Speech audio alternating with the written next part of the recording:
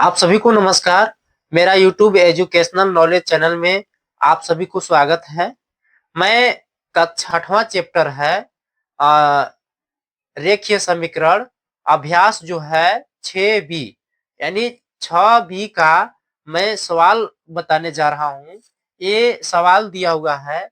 सवाल कह रहा है कि किसी परिमेय संख्या का अंश उसके हर से 3 कम है। यानी किससे कम है? हर से 3 कम है। यदि उसके अंश और हर में यानी उसके अंश और हर में क्या करेंगे 5 जोड़ दे तो नई संख्या का मान 3/4 हो जाता है। तो संख्या ज्ञात कीजिए। ये देखिए सवाल थोड़ा सा ये समझने में थोड़ा सा कंफ्यूज लग रहा है, लेकिन यदि आप समझ जाएंगे तो ऐसा सवाल बहुत सारे आते हैं परीक्षाओं में। आप आसानी से इस सवाल को हल कर पाएंगे। बहुत सारे कंपटीशन एग्जाम में यदि आप जाएंगे देने बैठेंगे उसमें, तो मैथ से कुछ ऐसे सवाल देते हैं जो आपको समझने में काफी दिक्कत होता है, आप नहीं कर पाते हैं। तो देखिए सवाल को कैसे हल करेंगे। कह रहा है किसी परिमेय संख्या का अंश यानी उसके हर से कितना कम है? 3 कम है। यदि उसके अंश और हर में 5 जोड़ दे तो नई संख्या का मान 3/4 हो जाता है। तो संख्या ज्ञात कीजिए। हम पहले लिखेंगे हल। हल लिखेंगे इस तरह से। इसके बाद लिखेंगे माना। माना में परिमेय संख्या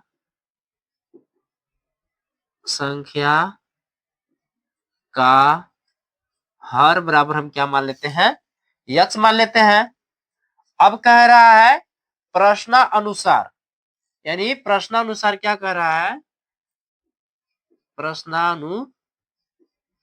प्रश्नानुसार कह रहा है कि परिमेय संख्या का अंश उसके हर से 3 कम है। तो यानी हर से यानी अंश जो है हर से 3 कम है, तो हम क्या करेंगे और लिखेंगे अंश हर से, लिखेंगे अंश हर से 3 कम है। मतलब अर्थात इसका मतलब क्या होगा? यानी x माइनस 3 ये होगा। अब कुल परिमेय संख्या देखिए, कुल परिमेय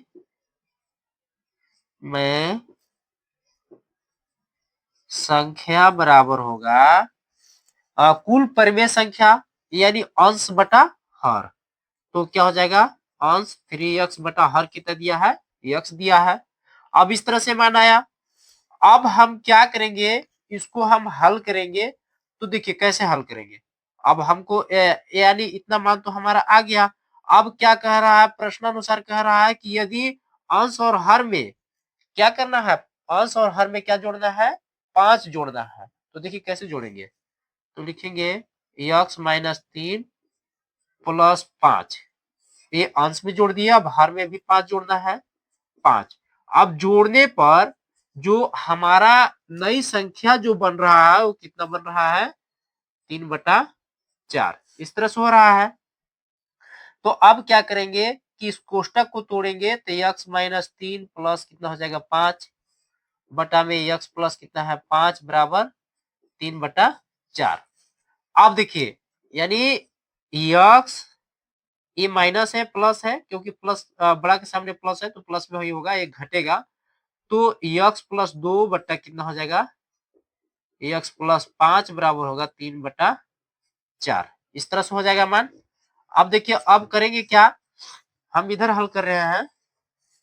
अब देखिए जो अब हम देखिए इसका तिर्यक गुणा कर देते हैं, इसका गुणा इसके साथ, इसका गुणा इसके साथ, क्योंकि हमको दोनों का मान निकालना है ना। तो देखिए कैसे हल करेंगे। तो x प्लस 2 यानी ये 4 इसके साथ गुणा कर जाएगा, इधर आएगा तो गुणे में हो जाएगा बराबर। अब ये इधर जाएगा तो इसके साथ गुणा कर जाएगा 3। तो कोष्टक में क्या हो जाएगा? x प्लस 5 इस तरह से हो गया। अब इसके अंदर गुणा कीजिए तो 4x प्लस 4 दूना 8 बराबर 3x प्लस 5 15। अब x वालों को इधर लाते हैं, बिना x वालों को उधर कर देते हैं।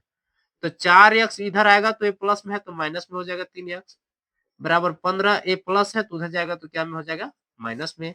एक घटेगा तो क्या बचेगा x। अब एक घटेगा तो क्या बचेगा 7। 8 7 15 होता है ना। अब इस तरह से मान आया तो हमारा x बराबर जो मान है वह कितना आया 7 आ गया।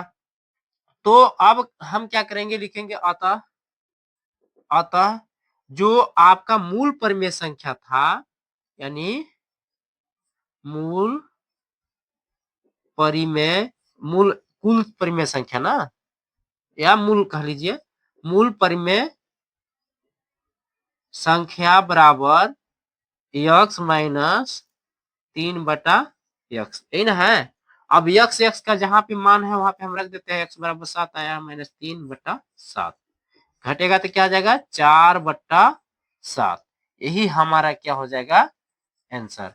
मैं उम्मीद करूंगा कि यह सवाल आपको अच्छी तरह से समझ में आ गया होगा।